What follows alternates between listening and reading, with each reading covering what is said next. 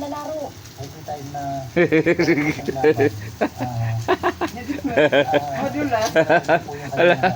doon po na Hindi mo kasi inayos. Hindi, ganyan yan.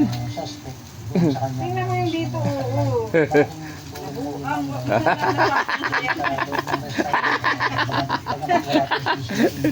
Basta na patong sa'yo, napalapag mo ang...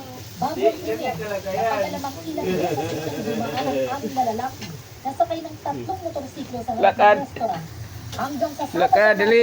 marada sa gilid Lakad. ng kalsada. Yan eh. At pumasok sa restaurant.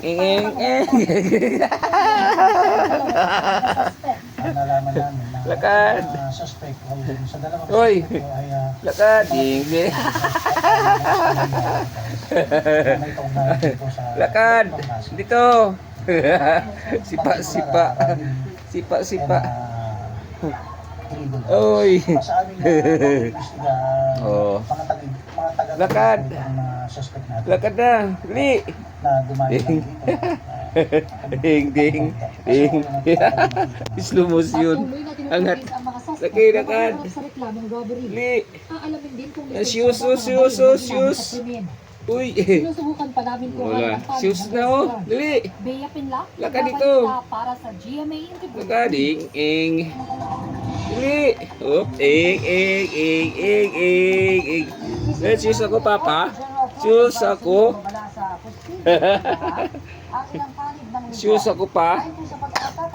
Nike, Air Nike. Shoes na, dali. Oh. Kunin mo. Kunin mo. At ilang bahagi ng bansa. Di na. Kami naman sa extreme northern Luzon. Shoes man yan, shoes. Sa eastern section ng northern Luzon. Base po sa Aka mag-practice ikaw. sa weather, Oh, okay. ang bahagi ng northern Luzon at ilang panig ng southern Luzon, eastern Visayas at Mindanao. Mabababa ang sa Metro Manila. Iyo po. Nakita na ngayong Lunes ang 16.9 degrees Celsius na minimum Dali. temperature sa Kailang shoes mo. habang Oh. 23.5 degrees Celsius Dali. naman dito sa Quezon City. Ang shoes mo. Na. Higda ng buwang. Pulan. Hindi na shoes. Mainit na balita mula Up sa na, Luzon, up. hatid ng GMA Regional TV. Up na. Patay ang isang guro na dating Oh, beauty dali. pageant finalist matapos barilin ng riding in tandem Oh. sa San Manuel, Isabela. Chris, natukoy na ba yung mga salarin? Lakad. Hindi na. Pulan pa ni siya, oy. Base sa investigasyon Ano naman shoes na yan? Sindulan noon ni Kunin mo. Juliet Jane Ramillo de Ha? Guzman sa 3 anak ng barilin sa harap ng kanilang bahay sa barangay Kabaritan. Nagtamo ng tama ng bala sa buka Lakad na. at iba pang bahagi ng katawan ng biktima. Ligtas naman ang kanyang mga anak. Ang mga salarin nakatakas.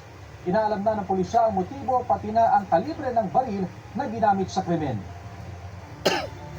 Hinahanap pa rin ng mga otoridad ang byuda ng isang dating kapitan sa barangay Balibago sa Angeles, Pampanga.